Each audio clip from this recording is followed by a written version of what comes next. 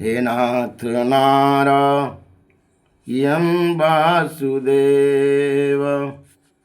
श्री कृष्ण गोविंद हरे मुरारे।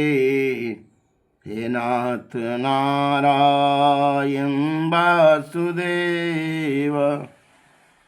श्री कृष्ण गोविंद हरे मुरारे। हे नाथ नारायण वासुदेव। शांताकारं भुजगशयनं पद्मनाभं सुरेशं विश्वाधारं गगनसदृशं मेघवर्णं शुभांगं लक्ष्मीकान्तं कमलनयनं योगिभिर्ध्यानगम्यं वन्दे विष्णु भवभयहरणं सर्वलोकैकनाथं। जिनकी आकृति अतिशय शांत है, जो शेषनाग के सैया पर शयन क्यों है, जिनकी नाभि में कमल है, जो देवताओं का भी ईश्वर है, संपूर्ण जगत के आधार है, जो आकाश की सदी सर्वत्र व्याप्त है, नीलमेघ के समान जिनका वर्ण अतिशय सुंदर, जिनके संपूर्ण अंग है, जो योगियों द्वारा ध्यान करके प्राप्त किए जाते हैं, उन संपूर्ण लोकों के स्वामी, जो जन्म मरण रूप भय का नाश करने वाले ऐसे लक्ष्मीपति कमल नेत्र भगवान विष्णु को हम सिर से प्रणाम करते हैं, दंडवत हैं, शरणागत।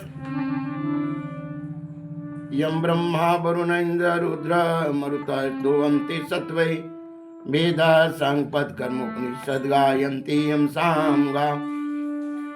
ध्यानावस्थितगतेन मनसा पश्यन्ति यं योगिनः यच्छान्तं न विदुषुरसुरगणदेवाय तस्मै नमः।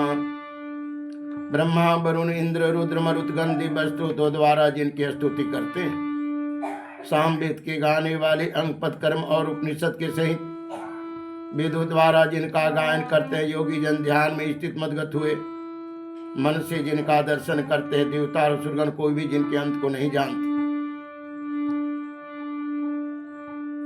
उन परम पुरुष नारायण देव के लिए मेरा नमस्कार है। नारायणं नमस्कृतं नरं चैव नरोत्तमं देवीं सरस्वतीं व्यासं ततो जयमुदीरयेत्। श्री परमात्मने नमः। श्री कृष्ण गोविंद हरे मुरारे। हे नाथ नारायण वासुदेव। श्री कृष्ण गोविंद हरे मुरारे। हे नाथ नारायण वासुदेव। श्री परमात्मने द्वितीयोध्याय। संजय बोले कि उस प्रकार करुणा से व्याप्त और आंसुओं से पूर्ण तथा व्याकुल नेत्र वाले शोकायुक्त उस अर्जुन के प्रति भगवान मधुसूदन ने यह वचन कहा। श्री भगवान वाचन। भगवान कहते हैं क्योंकि अर्जुन को परिवार का मोह हो गया था। अमोह सकल व्याधिन कर मूल। जितना संसार की माया के रोग है, इनका मोह ही जड़ है। इसी के कारण प्राणी छल करता है, इसी के कारण प्राणी अन्याय करता है, इसी के कारण अनेक प्रकार का जितना है उनका अपना काम बने, संसार कहीं जाए। श्री भगवान कहे कि अर्जुन, तुझे इस असमय में यह मोह किस हेतु से प्राप्त हुआ है? क्योंकि न तो यह श्रेष्ठ पुरुष द्वारा आचरित है, स्वर्ग को देने वाला है, न कृति को करने वाला है। मोह प्राणी को बेईमान बना देता है, मोह प्राणी को स्वार्थी बना देता है, और मोह प्राणी को डरपोक बना देता है। मोह प्राणी को धर्म के मार्ग पे चलने में बाधा पहुंचाता है। अगर भगवान कृष्ण जैसे सदगुरु मिल गए तब तो कोई प्राणी मोह से निकलता है, नहीं तो यह मोह प्राणी को दलदल में भांति भांति के बात, भांति भांति के चिंतन, अनेक प्रकार के दलदल में डालकर इनके परलोक तो बिगड़ता ही है, लोक भी इनके बिगाड़ देते हैं। ले अर्जुन, नपुंसकता को मत प्राप्त हो, तुम में यह उचित जान नहीं पड़ती। हे परम तप हृदय की तुच्छ विफलता को त्याग कर युद्ध के लिए खड़ा हो जा। भगवान कहते हैं ये नपुंसकता है कि धर्म युद्ध में मोह हो जाए, धर्म युद्ध में ये संसार की वस्तु का मूल्य लगाना शुरू कर दे कि अर्जुन ये तुम्हारे हृदय की दुष्प्रबलता है, यानी तुम अभी पूर्ण रूप से साधना, भजन, परमार्थ इन सब में परिपक्व नहीं हुआ है, इसलिए तुम्हारे मन में यह मोह उत्पन्न हो गया। ये किस कारण से मोह उत्पन्न हो गए बोलो? क्योंकि न तो स्वर्ग देता है और न कोई कृति करने देता है। कृतिमान व्यक्ति तो सदैव मोह से मुक्त रहे। अर्जुन तुम युद्ध कर, खड़ा हो युद्ध के लिए। तब अर्जुन बोले कि हे मधुसूदन, मैं रणभूमि में किस प्रकार बाणों से विष्णु पितामह और द्रोणाचार्य के विरुद्ध लड़ूंगा, क्योंकि हे हरिसूदन ये दोनों ही पूजनीय हैं। कहा महाराज जिस गुरु ने मुझे सिखाया, पढ़ाया, जिसने हमें ऐसी विद्या सिखाया है, इन गुरु को मैं पूजा करता हूं। भगवान ने कहा कि जब था तब, अब तो तुम्हारे गुरु दुर्योधन के पक्ष में हो गए। उसके अन्न खाने के कारण इनकी बुद्धि दुर्योधन की तरह हो गई, इनकी मत मारी गई है, इसलिए युद्ध कर। कुतः त्वं कसमलम ईदम विषमे सम उपस्थितम अनार्यजोष्टम अस्वर्गम अकीर्तिम कर्म अर्जुन कलयमयम मां समगमः पार्थनये तत्त्वयुपद्धते क्षुद्रम हृदय दौर्बल्यं त्वत्ता उत्तिष्ठा परं तप। अर्जुनवाच कथं भीष्ममहं सांख्ये द्रोणं च मधुसूदन इच्छोभि प्रतियोत्सामि पुजारो हरिसूदन। गुरो नात्पाहि महानुभावान् श्रेयः भक्तुं भक्षम् अपेयः लोके हत्वा अर्थकामान् तु गुरून् इह एव भोज्ये भोगान् रुधिर प्रदिग्धानम्। इसलिए महानुभावों को, गुरुजनों को न मार कर मैं इस लोक में भिक्षा का अन्न भी खाना कल्याणकारक समझता हूं, क्योंकि गुरुजनों को मारकर तो भी इस लोक में रुधिर से सने हुए अर्थ और काम को ही भोगूंगा।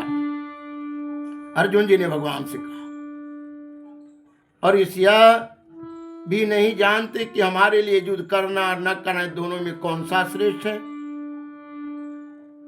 उन्हें हम जीतेंगे या वो हमको जीतेंगे, आज इनको मारकर हम जीना चाहते हैं। यही हमारे आत्मीय धृतराष्ट्र के पुत्र हमारे सामने मुकाबले में खड़े हैं।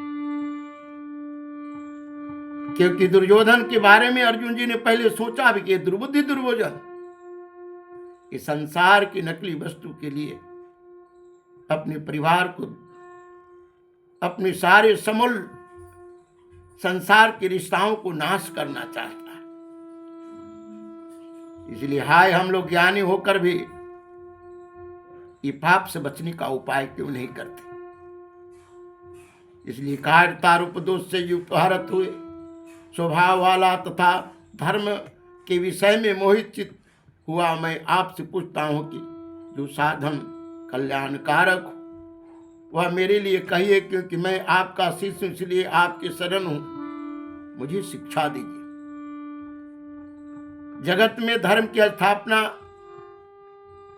जो सत सत किया जाता है, वो उसमें जो भजन करने वाले, जिनके मन में किसी प्रकार का विकार नहीं, वही परमात्मा के पार्षद है, अब वही धर्म की स्थापना करते हैं। अर्जुन जी भजन तो करते थे, लेकिन भजन में परिपक्व नहीं थे, इसलिए इनमें मोह उत्पन्न हो गया। लेकिन भगवत भजन के कारण भगवान के साक्षात्कार, भगवान कृष्ण के साक्षात्कार सामने, ज्ञान पर अज्ञान के पर्दा के कारण भगवान को पहचान नहीं पाए। भगवान बेटा बनकर आता है, भगवान पति बनकर आता है, भगवान मित्र बनकर आता है, भगवान गुरु बनकर आता है, लेकिन जिनके वाणी रहन सहन के द्वारा परलोक सुधार दे वो गुरु है। लेकिन आज तो विपरीत खड़े हैं, अधर्म के पक्ष में खड़े हैं। न चाहे तद्विदा कतरता न गरिया जतबा जयेम यदि वा न जय याने वहत्वान न जिजीषा महादेवच्च प्रमुखे धृतराष्ट्र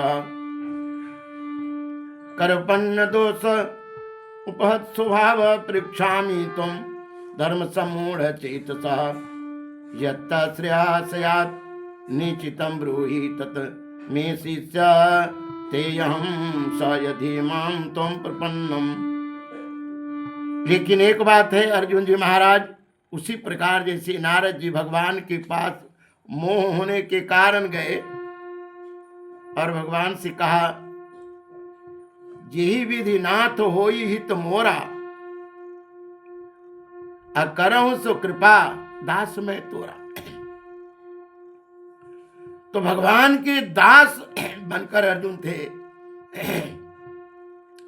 तो जैसे ही भगवान के दास कोई बन जाता है तो भगवान के माता पिता के तरह उस जीव का कल्याण करने का सब उनके अंदर तत्परता, कल्याण करने के लिए उन्होंने ये कह भी दिया है पहले 18वां अध्याय में कि धर्म सर्वधर्मान परित्यज्य मामे एकम शरणं व्रज अहम त्वा सर्वपापेभ्यो मोक्षयिष्यामि मा शुचि। सब धर्म पाप मान सबको त्याग कर मेरे शरण में आ जाओ, मुझे तुम्हें मुक्त कर दूंगा, पाप से मुक्त कर दूंगा। क्योंकि अर्जुन जी महाराज कहते हैं, भूमि में निष्कापट धन दान से संपन्न राजों को और देवताओं के स्वामीपन को प्राप्त होकर भी मैं उस उपाय को नहीं देखता जो मेरी इंद्रियों के सुखाने वाला सुखों को दूर करने वाला। हे राजन, संजय बोले कि हे राजन, निद्रा को जीतने वाले अर्जुन अंतर्यामी श्री कृष्ण महाराज राज के प्रति इस प्रकार कहकर फिर हे गोविंद भगवान मैं भजन नहीं करूंगा, ऐसा कह करके मैं युद्ध नहीं करूंगा, स्पष्ट कर करके अर्जुन चुप हो गए। उसके पश्चात हे भरत वंशी धृतराष्ट्र अंतर्यामी श्री कृष्ण महाराज दोनों सेनाओं के बीच में शोक करते हुए उन अर्जुन को हंसते हुए यह वचन बोले। भगवान हंसे ठठाकर, अमाया हास बाहु दिग्पाला, यानी सोचते कि देखो जीव कितना नकली वस्तु के लिए संसार में पीड़ित है। इसलिए भगवान ने कहा, अर्जुन जिसके लिए शोक करना चाहिए उसके लिए तो तुम शोक करता नहीं है, जिसके लिए नहीं करना चाहिए उसके लिए शोक करते हो। अगर किसी ने हाथ अग्नि में डाल दिया है तो उसका तो जलन होगा ना उससे, और जिसने प्रकृति के संतुलता में बाधा डालता है तो उसका तो उसे दंड मिलेगा ही। नहीं परपश्यामि माम अपनुदत जत शोकम उत शोषणम इंद्रियाणाम अवाप्य भूमौ असप्तनम रीधम राज्यम सुराणाम अपि च अधिपत्यम। संजीवाच एवं मुक्ता हर्षकेशम गुडाकेश परं तप न योत्साति गोविंद उक्त्वा तुष्णुं बभूव। तम उवाच हर्षकेश परहर्षण एवं भारत सेनयोभय मध्य विस्थितं तम इदं वच। श्री भगवान बोले, अर्जुन तू न शोक करने जोग मनुष्य के लिए शोक करता है और पंडितों जैसी बात करता है, क्योंकि ज्ञान हो जाना, पढ़ लेना, कथा कर लेना, सत्संग करना ये अलग बात है, लेकिन मनुष्य का मोह नाश हो जाए ये अलग है। वचन तो पंडित जैसे ज्ञानी जैसे करते हो, लेकिन जिनके प्राण चले गए उनके लिए, आज जिनके प्राण नहीं गए उनके लिए पंडित जन शोक नहीं करते। क्योंकि संसार में जितना वस्तु आया है उसको तो जाना ही एक समय आयु के अनुसार। जिन चावल दाल के द्वारा शरीर का निर्माण हुआ है 24 घंटा में खराब हो जाता है, इसी की शोध करके परम तत्व को तुम्हारा शरीर निर्माण हुआ है। तो चावल दाल की तरह इसकी भी एक आयु है। जैसे कपड़ा पहनते पहनते समय पर फट ही जाती हैं, उसी प्रकार संसार की जितनी वस्तु देखा जा रहा है इन सब का जन्म के बाद विनाश निश्चित है। न तो ऐसा ही है कि मैं किसी काल में नहीं था अथवा तू नहीं था अथवा ये राजा लोग नहीं थे, और न ऐसा ही है कि इससे आगे हम सब नहीं रहेंगे। किंतु जैसे जीवात्मा की देह में बालकपन जवानी वृद्धावस्था होती है, वैसे ही अन्य शरीर की उत्पत्ति होती है, प्राप्ति होती है। उस विषय में धीर पुरुष मोहित नहीं होते। हे कुंती पुत्र अर्जुन, सर्दी गर्मी और सुख दुख को देने वाला इंद्रियां और विषयों के संयोग उत्पत्ति विनाश और अनित, इसलिए हे भारत उनको तू सहन कर। जैसे जड़ा सहन करते हैं, गर्मी सहन करते हैं, बरसात सहन करते हैं, उसी प्रकार दुख सुख भी इस इंद्रियां की वस्तु है। इंद्रियां की वस्तु को सहन करना ये जो है पंडितों का साधक की काम है। न तो एवं जातु नायासम न त्वं न इमे जनाधिप न चैव न भविष्यामः सर्वे वयम् अतः परम् देहि न यस्मिन् यथा देहे कौमारं यौवनं जरा तथा दे अंतर प्राप्ते धीर तत्र न मुह्यते मात्रा स्पर्शतु कौन्त्य शीतोष्ण सुख दुःखदा आगम अपायिन नित्यतां तितिक्ष्व भारत। श्री कृष्ण गोविंद हरे मुरारे हे नाथ नारायण वास। क्योंकि पुरुष श्रेष्ठ दुख सुख को समान समझने वाला जिस धीर पुरुष को ये इंद्रियां और विषयों के संयोग व्याकुल नहीं करते, वह मोक्ष की योग होता है। जैसे नदी में पार करते समय कोई प्राणी अपने शरीर पर वजनदार कोई वस्तु नहीं रखा है तो पैर के पार कर जाएगा, लेकिन अपने से ज्यादा अगर वो वजन शरीर पर रख लिया, पार करना चाहता है तो बीच में डूब जाएगा। जब तक खड़ा है तब तक तो नहीं। उसी प्रकार जो धीर पुरुष है भवसागर से पार होने के लिए, बंधन मुक्ति के लिए वो क्या करते हैं, साधना में अनेक विघ्न के आने के बाद भी उस विघ्न का प्रवाह नहीं करते। जैसे जिस प्रकार की पढ़ाई है कि बच्चा क्लास की परीक्षा, मैट्रिक क्लास की परीक्षा, बीए की परीक्षा और आगे की आईएएस की परीक्षा, उतने कड़ा सवाल है, सब देख। इसी प्रकार हे अर्जुन, सत्य वस्तु के तो असत्य वस्तु की तो सत्ता नहीं है और सत्य की अभाव नहीं है। इस प्रकार इन दोनों को ही तत्व ज्ञानी पुरुषों द्वारा देखा गया है। कैसे देखा गया? शरीर का पंच तत्व जब अलग अलग हो जाए तो शरीर में क्या है? वो निरंजन परमात्मा। और सरल से समझे, मिट्टी से खान से लोहा निकाल करके अनेक पार्ट्स बनकर इकट्ठा किए, एक इंजन बन गया, पेट्रोल डाले, चलना शुरू कर दिया और सब पार्ट्स को अलगे कर दिए। शक्ति तो है उसमें, वो निरंजन परमात्मा, घिसे हुए पार्ट्स में भी, लेकिन जब अलग अलग कर दिए तो छिप गए। इसी प्रकार निरंजन परमात्मा इस प्रकार के हैं कि वह संसार के नाश होने के बाद उनकी सत्ता जस की तस है। इस न्याय के अनुसार नाश रहित तो उसको जान, जिससे यह संपूर्ण जगत दृश्य वर्ग व्याप्त है, इस अविनाशी को नाश करने में कोई भी समर्थ नहीं। और इस नासरहित अप्रमेय नित्य स्वरूप जीवात्मा के सब शरीर नासमान कहे गए। इसलिए हे भरतवंशी अर्जुन तू युद्ध कर। जो संसार में शरीर धारण करके आया है वो आयु के अनुसार वह तो नाश होगा ही।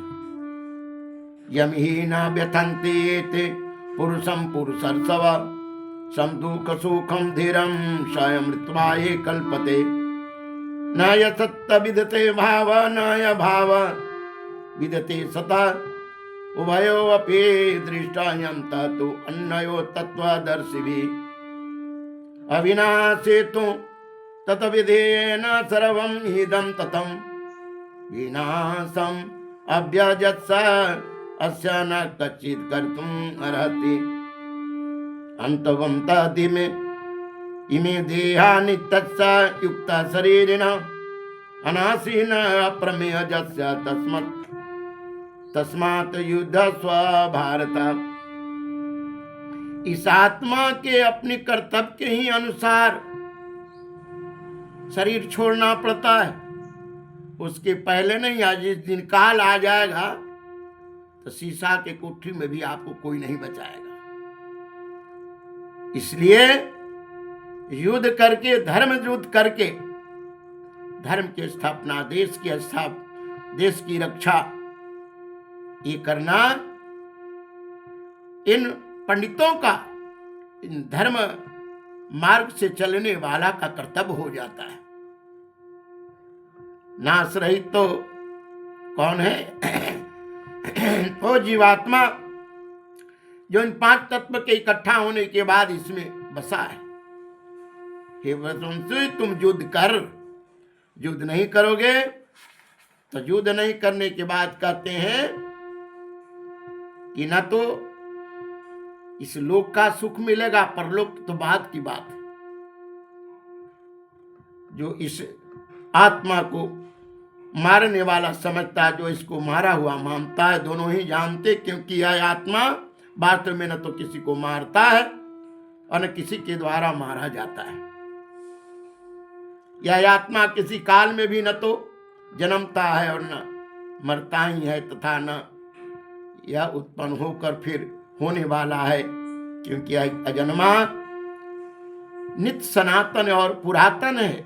शरीर के मारे जाने पर भी नहीं मारा जाता। कैसे?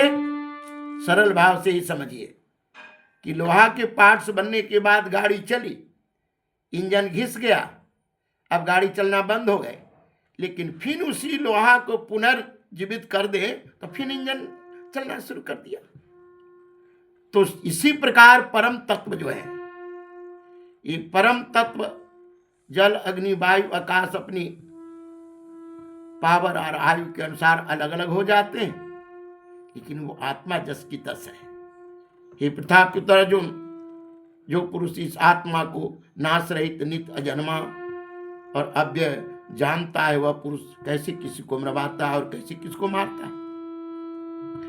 क्योंकि संसार में कर बिनु कर्म करे विधि नाना, ये सब काम भगवान के द्वारा कराया जाता है। हमें लगता है मैं करता हूं। जब पूरे यदुवंशी को नाश करना था तो सबको शराबी बना दिए और कुछ को संत के द्वारा शराब दिवा दिया और आपस में ही शराब पीकर एक दूसरे को मार दिया। इसी प्रकार जब प्राणी संसार में नाश के नजदीक पहुंचता है तो उसकी बुद्धि भ्रष्ट हो जाती है। अब वो क्या करता है? समाज में अन्याय से अपना वर्चस्व जमाना चाहता है। तो संसार में 2 प्रकार के मनुष्य हैं, एक देव प्रवृत्ति के, एक आसुरी प्रवृत्ति के।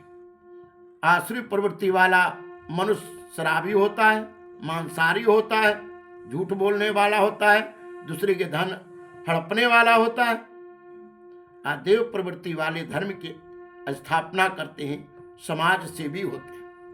उनके लिए, उनको देश के लिए दर्द होता है, समाज के लिए दर्द होता है, धर्म के लिए दर्द होता है। जो इस आत्मा को मरने वाला समझता और जो इसको मारा हुआ मानता है, वो दोनों ही नहीं जानते, क्योंकि आत्मा वास्तव में न तो किसी को मारता है और न किसी के द्वारा मारा जाता है। यही आत्मा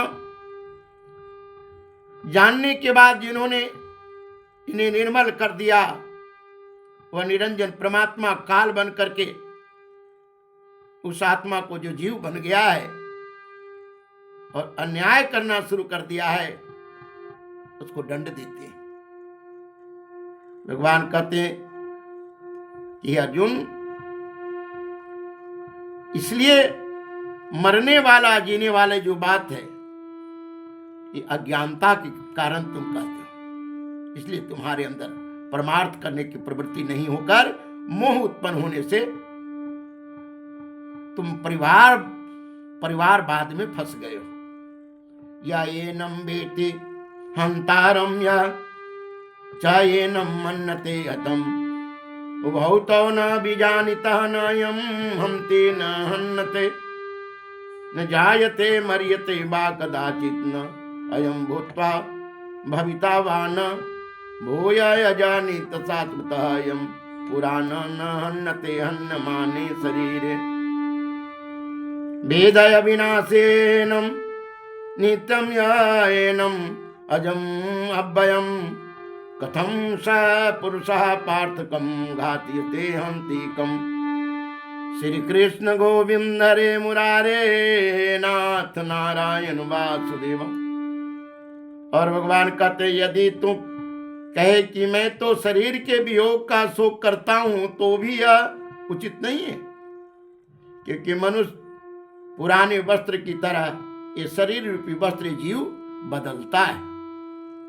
पुराने वस्त्र को जैसे त्याग कर दूसरे नए वस्त्र को ग्रहण करता है, वैसे जीवात्मा भी पुराने शरीर को त्याग कर दूसरे नए शरीर को प्राप्त होता है। और हे अर्जुन, इस आत्मा को शस्त्र नहीं काट सकते, इसको आग नहीं जला सकती, इसको जल नहीं गला सकता और इसको वायु नहीं सुखा सकता, क्योंकि यह आत्मा अछेद है, यह आत्मा अदा है, यह क्लेश है और यह निसंदेह असोच है। यह आत्मा नित्य सर्वव्यापी अचल स्थिर रहने वाला और सनातन है। और यह आत्मा अव्यक्त है, यह आत्मा अचिंत है और यह आत्मा विकार रहित कहा जाता है। इसलिए अर्जुन, इस आत्मा को उपयुक्त प्रकार से जानकर शोक करने योग्य नहीं है, अर्थात तुझे शोक नहीं करना चाहिए। घर में, समाज में, देश में जो सत्कर्म के विपरीत आकर खड़ा है, असला अगले शरीर में आपने उसे, क्योंकि शरीर यहाँ जाति तो आज बना है ना, लेकिन जीव की जाति तो है नहीं। अगले शरीर में अगर इसको आपने अन्याय से इसको कष्ट दिया है, तो अगले शरीर में आपको अन्याय से कष्ट देगा, क्योंकि यमराज का भी शरीर नहीं है। बिना हाथ के भगवान सब काम करते हैं, तो यही प्राणी के द्वारा दंड भी दिलाते हैं। वह सांसे जीर्णानि यथा विहाय नवानि गृहे नाति नरः अपरानि यथा शरीरानि विहाय जीर्णानि अन्यायि संजायते नवानि देहि न एनं छेदन्ति शस्त्राणि न एनं दहति पावक न च एनं क्लेदन्ति आपन शोचते मारुतः अच्छेदयं मदाहि अयम् अक्लेद अशोच एव च नित्य सर्वगतः स्थाणुमचलः सनातन अव्यक्तः अचिन्त्यः अविकार्य अयम् उच्यते तस्मात् एवं विदित्वा एनं न अनुशोचितुम् अर्हसि। इसलिए कहा, ये आत्मा न गलती है, न जलती है, न मरती है, न सड़ती है। इसलिए अर्जुन, ये तुम्हारे अंदर सोच है, यह अज्ञानता के कारण है, मोह के कारण। तो यदि तू इस आत्मा को सदा जन्मने और मरने वाला समझते हो, ऐसा मानता, तो हे महाभाव, इस प्रकार भी शोक करने योग्य नहीं है। क्योंकि रहने के लिए जैसे घर मकान बनाते हैं और उसमें आप अपने निवास करके सुख का अनुभव करते हैं, इसी प्रकार दूसरे शरीर, दूसरे मकान, दूसरे पद की प्राप्ति के लिए जीवन में शुद्ध आचरण करके, जीवन में धर्म की स्थापना करके ही, जगत के कल्याण करके ही ये प्राप्त किया जा सकता है। क्योंकि इस मान्यता के अनुसार जन्मे हुए का मृत्यु निश्चित है और मरे हुए का जन्म भी निश्चित है। इसके बीच बिना उपाय वाले विषय में तो शोक करने योग्य नहीं। और कहा कि और जिसको देखकर तुम्हें मोह हो गया है वो तो मरा हुआ है। रामचरितमानस में गोस्वामी जी कहती, काम कौल बद कृपण विमूढ़ा तेजसी क्रोधी अति बूढ़ा सदा रोग बस संत विरोधी। कामी व्यक्ति, क्रोधी व्यक्ति, काम क्रोध बस, कंजूस व्यक्ति, मूढ़ व्यक्ति, बूढ़ा आलसी व्यक्ति, क्रोध करने वाले, धर्म से विरोध करने वाले, संतों से विरोध करने वाले, ये व्यक्ति मरा हुआ है। हम मरा हुआ मानते हैं कि प्राण निकल गए तब, लेकिन जीव का शरीर तो एक वस्त्र है। मरा हुआ तो जब विचार मर जाए तब ये मर गया। तो ऐसे में कहते हैं भगवान की भीष्म पितामह के शरीर मायामय होने के कारण अनित्य है, इनका नाश तो होना ही है, इससे शरीर के लिए भी शोक करना उचित नहीं है। ये अर्जुन, संपूर्ण प्राणी जन्म से पहले प्रकट थे, अप्रकट थे और मरने के बाद भी अप्रकट हो जाने वाले हैं, केवल बीच में प्रकट होते हैं। इसी अवस्था में क्या शोक करना है? हे अर्जुन, यह आत्म तत्व बड़ा गहन है, इसलिए कोई एक महापुरुष इस आत्मा को आचर्य के भांति देखता है और कोई आचर्य के भांति सुनता है और कोई आचर्य की भांति सुनने के बाद भी उनके समझ में नहीं आती। और जिनकी समझ में नहीं आती वही संसार में अधर्म करते हैं। अथ चायेनम नीत जातम नीतम वा मनुष्य मृतम तथापि तुम महाबाहो न एवं सोचितुम अर्हसे या तत्स हि ध्रुवमृतो ध्रुवम जन्ममृतस्य च तस्मात् अपरिहाय अर्थे न तुम सोचितुम अर्हसे। अव्यक्तादीनि भूतानि व्यक्त मध्यानि भारत अव्यक्त निधनानि एव तत्र का परिदेवना। आचर्यवत् पश्यते कचित् एनम् आचर्यवत् वदति तथा एव च अन्याय आचर्यवत् च एनम् अन्या शृणोति श्रोतायपि एनम् वेद न च एव कचितम्। कहते कोई महापुरुष सबकी बात नहीं कर रहे हैं, जो शरीर को तपाया, जो शास्त्र को स्वाध्याय किया, जो गुरु सेवा की, जो तीर्थ सेवन किया, महापुरुष संसार में आने के बाद उनका लक्षण विलक्षण अलग है। जैसे माँ अपने बच्चे के लिए अपने आप को समर्पण कर देती है ना, महापुरुष इस प्रकृति की संतुलन करने के लिए, भगवान के काम करने के लिए अपने को समर्पण कर। वैसे ही दूसरा कोई महापुरुष ही इसके तत्व का आचर्य की भांति वर्णन करता है और दूसरा कोई अधिकारी पुरुष ही इसे आचर्य की भांति सुनता है, और कोई तो सुनकर भी इसको नहीं जानता। कहा अधिकारी पुरुष कौन है? कहा जिन्हें भगवान भक्ति दिए।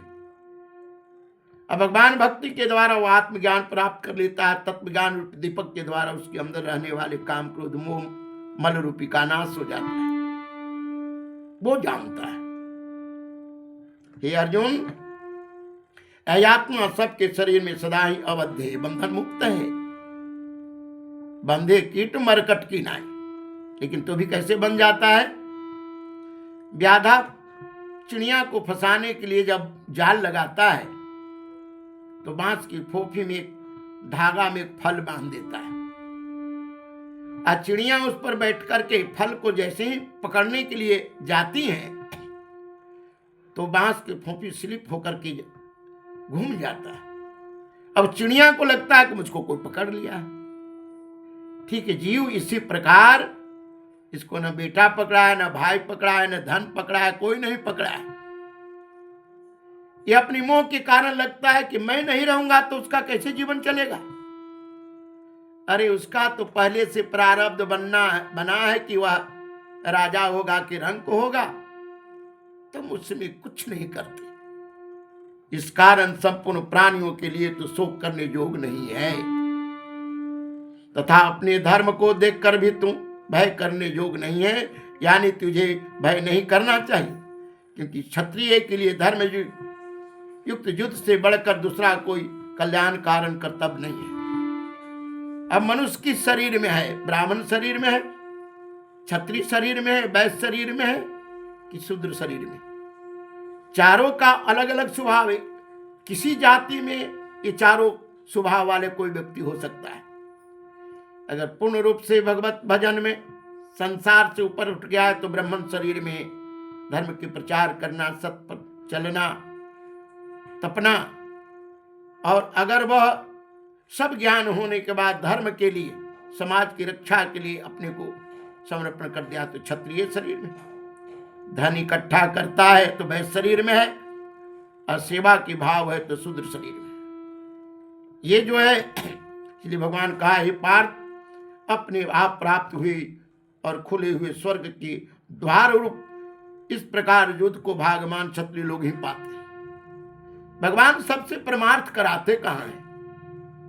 मनुष्य जो भी संसार में आता है वो सब अपने लिए करता है, लेकिन जो पूर्ण रूप से भगवान के लिए परमार्थ करता है, ये तो संसार में कहते हैं कि कोई कोई पाया जाता है।